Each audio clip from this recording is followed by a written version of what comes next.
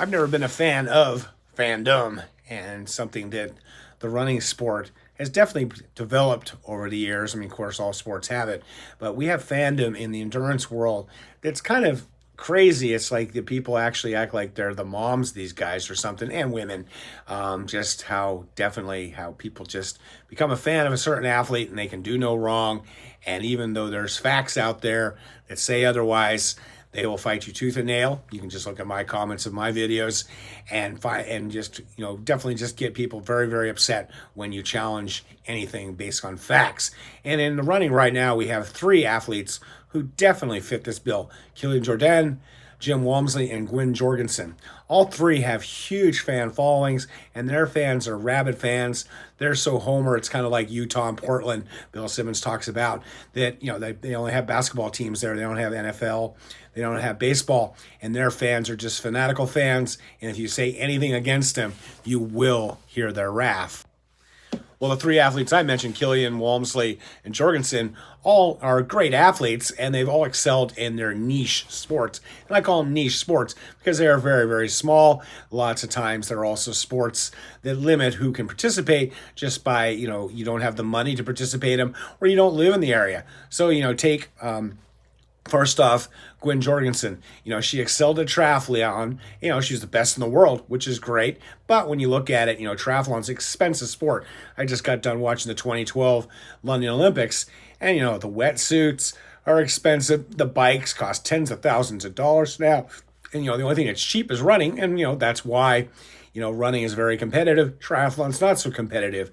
I mean, man, you look at a lot of countries, they don't even have roads to ride bicycles on.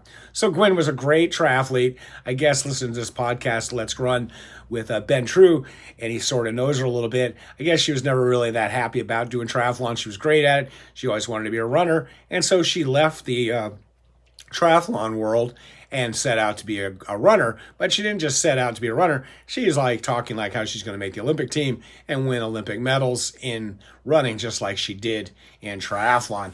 And this was kind of arrogant and kind of crazy. I mean, Michael Jordan infamously left basketball and wanted to play baseball. He went nowhere. Well, Gwen has been at it for quite some time now. And, the other day I was watching it live on YouTube, and, she finally got an Olympic standard for the 5K, which is great. But there's 8 other women who have beat that time since June of 2020. And so, sure, she ran 15:08, which was a PB by 8 seconds.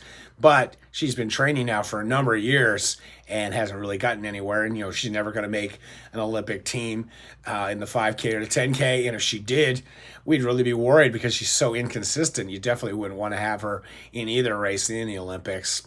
So that was kind of interesting. Ben True was talking about her and saying, she's talented and stuff, but she just doesn't have the necessary tools to be an elite world-class runner as she was as a triathlete.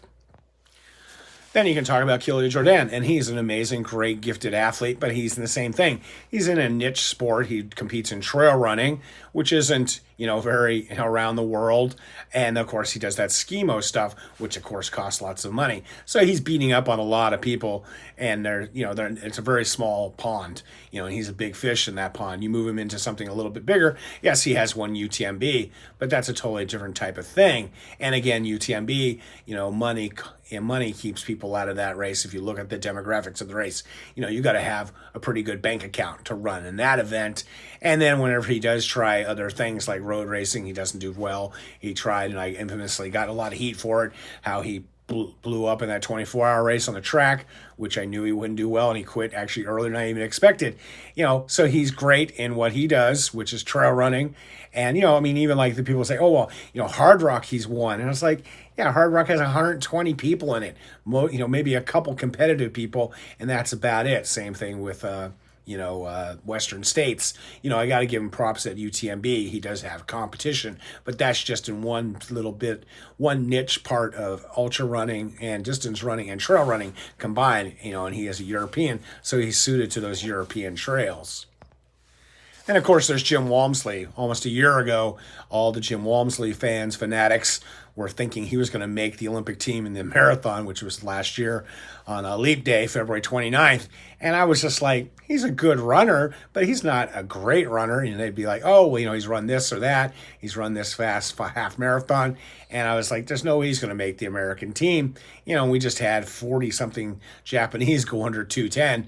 And, he ended up Walmsley. He's great. Again, Western States, not a very competitive field. Other races like that. Yeah, he's got the 50-mile American record, 100K records. Barely missed the world record. But, there's not a lot of people racing against him in those events. There's no money in those events, so the best in the world aren't even running those events. And then, of course, like I said, he ended up getting like 17th in the Olympic trials. But if you were on the chat boards, you can hear my Mr. Moo barking in the background.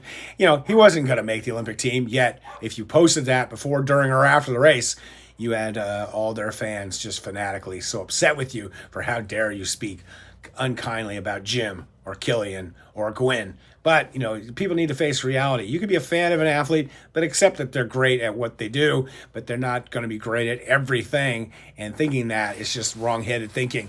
And it's the same thing. There's a lot of celebrity runners in the ultra world that people think can do no wrong and are the greatest of all time. And when you really look back and look at it, they're not. The greatest of all time in ultra running, of course, is, Jonas Kouros and Ann Trayson. And then there's some people that are coming up who are doing great things. I mean, yes, you've got, Zach Bitters doing some of the shorter stuff, 100 miles and under, which sounds crazy to talk about 100 miles and under is short. And then you got Camille Herron, who's definitely building up quite a resume. And, of course, Courtney Walter. Seems more of the women are definitely building up resumes that they can hold up, where the men kind of come and go. But then again, if you look at your typical ultra race, 80% of the field is male-dominated. So the women's races aren't as competitive. But they're getting there, and the women are definitely putting in some times. So it's okay to be a fan of an athlete, but don't just, act like their mom and just fight everybody and get so upset and pissed off and annoyed at people who just say, hey, here's the numbers. The numbers don't bear out what you say. So, as always, stay healthy, be boring, not epic.